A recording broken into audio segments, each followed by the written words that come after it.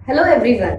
आज हम सीखने जा रहे हैं सिंपल पास्ट सेंटेंसेस का ट्रांसलेशन इंग्लिश में। तो चलिए देखते हैं कैसे बनते हैं सिंपल पास्ट सेंटेंसेस और क्या होते हैं सिंपल पास्ट सेंटेंसेस। ऐसे सेंटेंस जिसके अंत में एंड ऑफ द सेंटेंस था, थी, थे आए।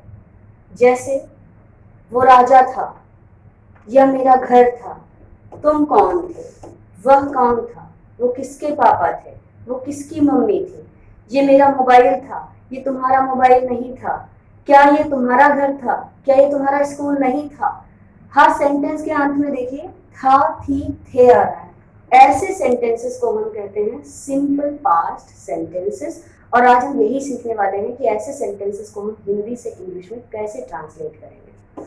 तो बहुत इजी है, देखिए इसके लिए एक स्ट्रक्चर है यहाँ पे। सबसे पहले हम उस सेंटेंस, उस वाक्य का जो सब्जेक्ट है, जो करता है, उसे पुट करेंगे। उसके बाद हेल्पिंग वर्ब। हेल्पिंग वर्ब यहाँ पे दो हैं, बीच में स्लैश लगा है। इट मीन्स यहाँ पे या तो वाज का यूज होगा या तो वर का यूज होगा। वाज का यूज हम तब करेंगे जब हमारा सब्जेक्ट सिंगुलर होगा, जब हमारा कर्ता एक वचन होगा। और वर का यूज हम तब करेंगे जब हमारा सब्जेक्ट प्लूरल होगा या हमारा कर्ता बहुवचन होगा। यू के साथ भी हम वर का यूज करते हैं। मीन्स सिंगुलर के साथ वॉज, प्लूरल के साथ वर और यू के साथ भी वर का यूज होता है। इसके बाद अगर सेंटेंस में नहीं का प्रयोग है, वहां पे नॉट का यूज होना है तो नॉट का यूज होगा। अगर वहां पे नॉट का यूज नहीं होना है तो वहां पे आप यूज नहीं करेंगे, इसीलिए नॉट को मैंने ब्रैकेट में रखा है। फिर सेंटेंस का जो बचा हुआ पार्ट होता है उसको हम ऑब्जेक्ट में रखते हैं। तो चलिए एग्जांपल से समझते हैं। यह मेरा स्कूल था, यहाँ पे सब्जेक्ट क्या है, यह, तो यह को हम कहते हैं दिस। यह मेरा स्कूल था, मेरा स्कूल एक सिंगुलर सब्जेक्ट है, यानी कि वॉज लगेगा। दिस वॉज सब्जेक्ट हो गया, हेल्पिंग वर्ब हो गया। नॉट का यूज नहीं करना है क्योंकि ये एक सिंपल सेंटेंस है या अफर्मेटिव सेंटेंस आप कह सकते हैं। दिस वॉज माई स्कूल, यह मेरा स्कूल था। नेक्स्ट सेंटेंस, इसको हम सिंपल सेंटेंस कहेंगे। नेक्स्ट सेंटेंस, मैं उसका दोस्त था, मैं उसका दोस्त था। लास्ट में देखिए क्या आ रहा है, था। इससे ये क्लियर होता है कि ये सिंपल पास्ट का सेंटेंस है।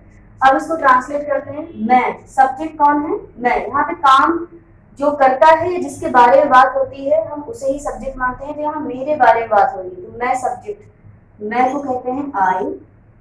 आई के साथ वॉज, आई वॉज उसका दोस्त था। यहाँ पे लड़की का दोस्त भी हो सकता है और लड़के का दोस्त भी हो सकता है। तो हिज फ्रेंड भी हो सकता है और हर फ्रेंड भी हो सकता है। तो अभी मैं हिज फ्रेंड लगा देती हूँ, आप चाहो तो हर फ्रेंड का यूज भी कर सकते हो। आई वॉज हिज फ्रेंड, ठीक है। Subject I, I singular subject है इसलिए यहाँ पे आई के साथ वॉज का यूज हुआ। नॉट का यूज नहीं होगा क्योंकि ये अगेन एक सिंपल सेंटेंस है। फिर बचा हुआ दोस्त क्या, बचा हुआ पार्ट क्या है इसका, उसका दोस्त, तो हिज फ्रेंड मैंने ऑब्जेक्ट में डाला। नेक्स्ट इज वह मेरी बहन नहीं थी, वह मेरी बहन नहीं थी। यहाँ पे सब्जेक्ट क्या है, वह। और वह इस सेंटेंस को देख के ही लग रहा है कि वह किसी फीमेल के लिए यूज किया गया है। और अगर वह किसी लड़की के लिए, किसी फीमेल के लिए यूज होता है तो वहां पे शी का यूज करते हैं, शी। यहाँ पे चूंकि वह मेरी बहन नहीं थी, सुनने से ही लग रहा है कि एक लड़की की बात हो रही है, तो वहां पे सिंगुलर सब्जेक्ट के साथ वॉज, शी वॉज। नहीं का यूज दिया हुआ है यानी कि नॉट भी लगाएंगे। शी वॉज नॉट मेरी बहन, my sister. She was not my sister. और ये है नेगेटिव सेंटेंस। नेक्स्ट देखिए, क्या यह तुम्हारा घर था। सेंटेंस की शुरुआत जब क्या से हो, तो मैंने लास्ट लेक्चर में भी बताया है और प्रीवियस कई लेक्चर में मैंने बताया है कि जब सेंटेंस की शुरुआत क्या से होती है तो ऐसे सेंटेंसेस इंट्रोगेटिव सेंटेंसेस होते हैं। और ऐसे सेंटेंसेस को इंग्लिश में ट्रांसलेट करने के लिए हम सब्जेक्ट और हेल्पिंग वर्ब को एक से दूसरे को इंटरचेंज कर देते हैं। तो यहाँ पे क्या होगा, was this। सब्जेक्ट क्या है, दिस, लेकिन हम सब्जेक्ट को पहले ना रख के हेल्पिंग वर्ब को पहले रखेंगे, क्योंकि ये सब्जेक्ट, ये जो सेंटेंस है वो इंट्रोगेटिव है, और इंट्रोगेटिव की पहचान होती है कि उस सेंटेंस की शुरुआत क्या से होती है। तो मैंने क्या किया, दिस और वॉज को बस इंटरचेंज किया। वॉज दिस, नॉट का यूज नहीं होगा क्योंकि यहाँ पे नहीं का प्रयोग नहीं हुआ है, और फिर object, was this your house, क्या यह तुम्हारा घर था। This is interrogative sentence. Again interrogative negative sentence you are going to get, क्या वह तुम्हारे पापा नहीं थे। अगेन देखिए इस सेंटेंस की शुरुआत क्या से हो रही है और इसमें नहीं का प्रयोग भी है, तो ये इंट्रोगेटिव सेंटेंस तो है ही, साथ साथ इंट्रोगेटिव नेगेटिव सेंटेंस है। और इंट्रोगेटिव सेंटेंसेस में हम सब्जेक्ट और हेल्पिंग वर्ब को इंटरचेंज कर देते हैं, क्यों, क्योंकि शुरुआत क्या से होती है। तो क्या वह तुम्हारे पापा नहीं थे, फिर पापा एक सिंगुलर सब्जेक्ट है इसलिए वॉज, ही, वह किसके लिए यूज हो रहा है, पापा के लिए, एक सिंगुलर पर्सन के लिए, इसलिए ही का यूज होगा। Was he not your father, क्या वह तुम्हारे पापा नहीं थे। इसके बाद ये सेंटेंस है question word sentence. Question word sentences कौन से होते हैं, ऐसे वाक्य, ऐसे सेंटेंसेस जिसके बीच में या शुरुआत में या अंत में कौन, कहां, कब, कैसे, क्यों, क्या का यूज हो। तो यहाँ पे देखिए तुम्हारी टीचर कौन थी, कौन का यूज हुआ। कौन को इंग्लिश में क्या कहते हैं, who.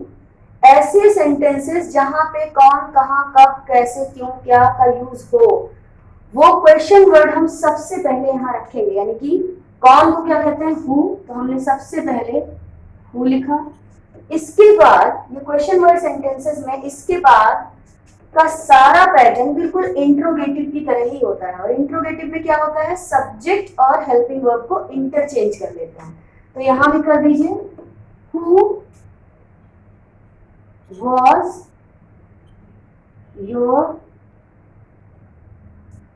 Teacher, who was your teacher, तुम्हारी टीचर कौन थी।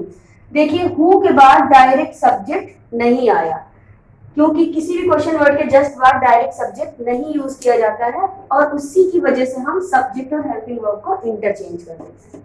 Next question word negative sentence, ठीक इसी तरह क्वेश्चन वर्ड की तरह, बस इसमें नॉट का या नहीं का यूज हो रहा है, इस वजह से हमने इसको क्वेश्चन वर्ड नेगेटिव सेंटेंस बोला।